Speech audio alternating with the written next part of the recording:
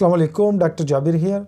अगर आप भी वज़न कम करने की कोशिश कर रहे हैं लेकिन उसमें आप बार बार नाकाम हो जाते हो या कुछ टाइम के बाद जो है ना आपका वज़न स्टक हो जाता है, तो ये रीज़न हो सकता है, ठीक है। क्योंकि मैक्सिमम लोग जो है ना अक्सर कैलोरी वाली थ्योरी पे अमल करते हैं कि अगर आप अपना वज़न कम करना चाहते हैं तो आपको कम कैलोरी खाना पड़ेगा। हत्ता कि डाइटिशियन भी यही बात आपको कह रहे होते हैं कि अगर आप जो है ना वज़न कम करना चाहते हैं तो आप कैलोरी डेफिसिट डाइट में जाएंगे, ठीक है। तो ये गलत है।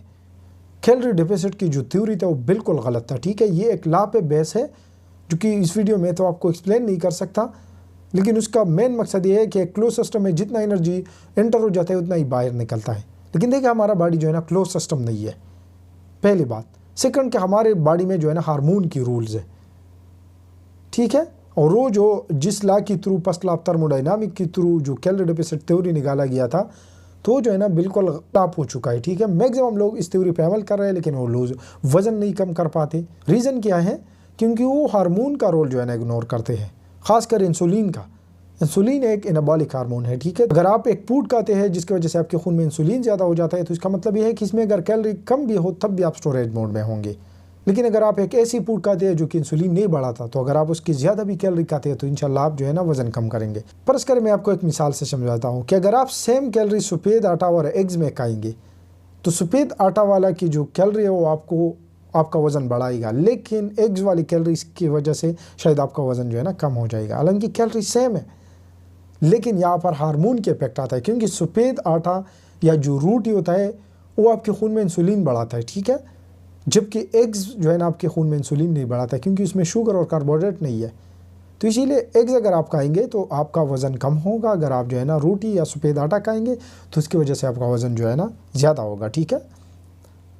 तो कोशिश करें कि हार्मोन की रोल को इग्नोर ना करें, ठीक है। मैक्सिमम लोग जब कैलोरी डेफिसिट वाली डाइट में जाते हैं तो शुरुआत में उसको रीज़न मिलता है क्योंकि एकदम से वो इंतहाई एक्सट्रीम कैलोरी डेफिसिट में जाते हैं, लेकिन बाद में उसका वज़न स्टक हो जाता है। रीज़न क्या है? इंसुलिन की वजह से। डाइटिशियन भी आपको यही कहता है कि हर चीज़ बैलेंस में आपने खानी है। तो देखिए आप मुझे एक बात समझाए कि 4-5 साल पहले या जब हम गारों में रहते थे तो वहाँ पर बैलेंस डाइट का तस्वुर मौजूद था नहीं। मेरे ख्याल में वहाँ पर लोगों को जो कुछ मिलता था वो खाते थे, लेकिन वो होल फूड थी, ठीक है। ये बात ज़रूरी है, वो प्रोसेस नहीं थी। यहाँ पर आपको डाइटिशियन ये भी कह रहा है कि अगर आप जो है ना प्रोसेस भी खाएंगे तो कोई मसला नहीं है। तो इसीलिए आपने होल फूड के पीछे जाना है, ठीक है। लेकिन अगर आप इंसुलिन रेजिस्टेंट है तो फिर आपको कुछ होल फूड भी अवॉइड करने होंगे, जैसा कि रोटी और चावल भी आपको कुछ टाइम के लिए अवॉइड करने होंगे ताकि आपके खून में जो इंसुलिन है वो कम हो जाए और आपके इंसुलिन रेजिस्टेंट ख़त्म हो जाए, ठीक है। इवन हत्ता कि फ्रूट जो कि एक हेल्दी चीज़ है लेकिन वो भी फिर आपको कम करना पड़ेगा, ठीक है। बैलेंस डाइट का जो कंसेप्ट ये तकरीबन 150-200 साल पहले जो है ना निकाला गया था, ठीक है। जब हम इंडस्ट्रियलाइज दौर में इंटर हो गए तब से ये वर्ड आया है। इससे पहले कोई भी जो है ना बैलेंस डाइट से बाखबर नहीं था, ठीक है। न किसी को मालूम था कि बैलेंस डाइट कोई चीज़ भी मौजूद है। तो इसीलिए कोशिश करें कि अगर आप अपना वज़न कम करना चाहते हैं तो पहले अपने इंसुलिन रेजिस्टेंट को पैक्स करें।